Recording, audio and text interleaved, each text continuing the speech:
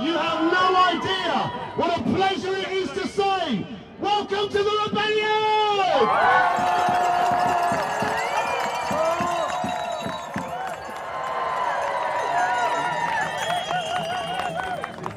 We're taking 5 sites in London today.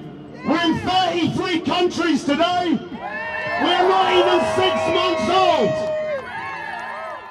I'm Dr. Gail Bradbrook. I'm from Yorkshire originally. I live in Gloucestershire and I'm a co-founder of Extinction Rebellion. I'm a mother. I've got 2 boys. They're 11 and 13. My dad was a coal miner and I have spent my life feeling a little bit of a fraud, like I'm not supposed to be in the room, like trying to be a scientist as a woman and a working class woman. I know what it feels like to feel like somebody else knows what's going off. Working people find it hard to make ends meet and they don't have a choice in conventional politics. The democracy we have right now is essentially deeply flawed, deeply flawed. It is okay for lobbyists who have billions of pounds of money to spend on these issues to be constantly in government pushing for their agendas, which is generally to do with self-interest and money making, not the interest of the ordinary person. I think it's a deeply toxic system. It's got this machinery based on the idea that we have to have constant economic growth. And you can't have constant economic growth on a finite planet. I mean, Brexit is an irrelevance when you look at the climate and ecological crisis. The mother of all crises means that it's quite possible that all life on Earth, 97% of it, is going to go, and possibly in my children's lifetime. Conventional politics is fucked. It's finished.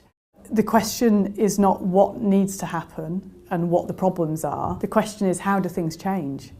We've got an ongoing tradition of civil disobedience in this country. When the suffragettes smashed windows, which is what they did, they weren't directly affecting democracy. They were saying, we are angry and we demand our vote. And every other form of reformist type of approach for women getting the vote had been tried and they hadn't succeeded. Our complicity really is our silence and our separation from each other.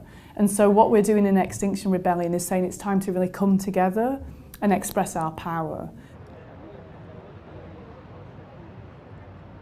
It shouldn't be left to politicians and it shouldn't be left simply to experts. It needs the voice of the people, and people need to understand what the implications of any policy is and be able to say, yeah, that's going to be difficult, but we're willing to do it because the situation's so dire.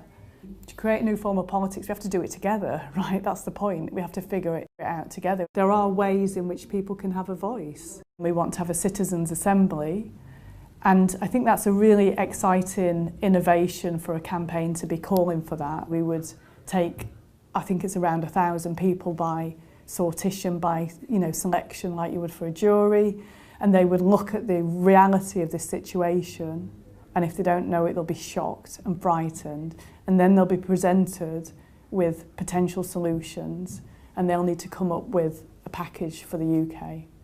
As privileged white Western people, we've been largely ignoring this issue.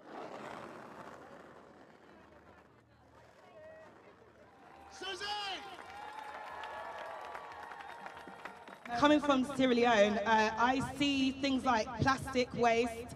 We complain about it over here, but if you go to countries that are less fortunate than the West, it's 10 times worse over there. So we need to all make a conscious effort to work together. This is our Earth, it's our planet. We need to save it. Kofi Mao-Liclou is my full name. Originally from Ghana in West Africa. I describe myself as a Pan-African community advocate for global justice.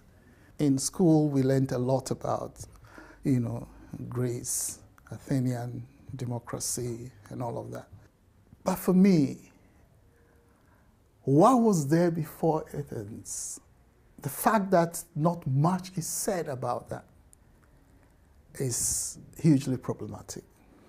And if we just could make the connections to the past, then we'll see that actually the challenge to take democracy further, could enable humanity to peacefully resolve a lot of the challenges that today are presented as if they are so huge, and insurmountable. So each generation has this challenge of advancing the frontiers of what previous generations have done.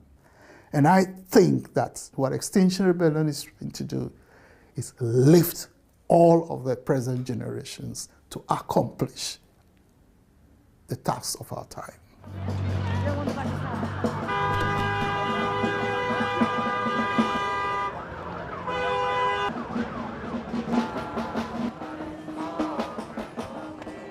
The idea is, in other cultures, in indigenous cultures, is that the ancestors are honoured.